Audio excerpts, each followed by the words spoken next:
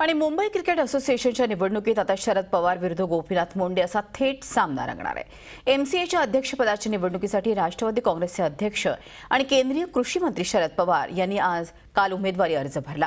एमसीएचे सहसचिव doctor P V. Shetty यांनी ही माहिती दिली, तर भाजप नेते गोपीनाथ मुंडे यांनी कालच अध्यक्षपदासाठी उमेदवारी दाखल केली होती।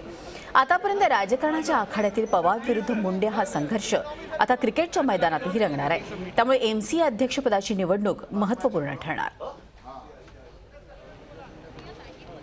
एमसीए अध्यक्षपदासाठी शरद पवारच फेवरेट असल्याचं मत केंद्रीय मंत्री प्रफुल्ल पटेल आणि एमसीएचे विद्यमान अध्यक्ष असलेले रवी सावंत यांनी व्यक्त केलं आहे।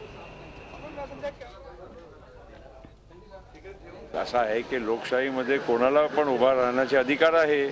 आता मुंडे साहेबांची इच्छा असेल तर त्यांनी पण उभं राहावं आणि ते निकाल लागल्यानंतर सगळं स्पष्ट होऊन जाईल। पवार साहेब उभे राहणार आहे आणि पवार साहेब निवडून येणार आहे, मला असं खात्री आहे। अध्यक्षपदासाठी आमच्याकडे अजूनपर्यंत गोपीनाथ मुंडे आणि शरद पवार दोघांनी सीट फॉर्म भरलेले आहेत। पवार साहेबांच्या ग्रुपला समर्थन पूर्ण आहे असं आमची खात्री आहे, कारण हा ग्रुप जुना ग्रुप आहे आणि कंप्लीट ग्रुप आहे। झी 24 तास एक पाऊल पुढे।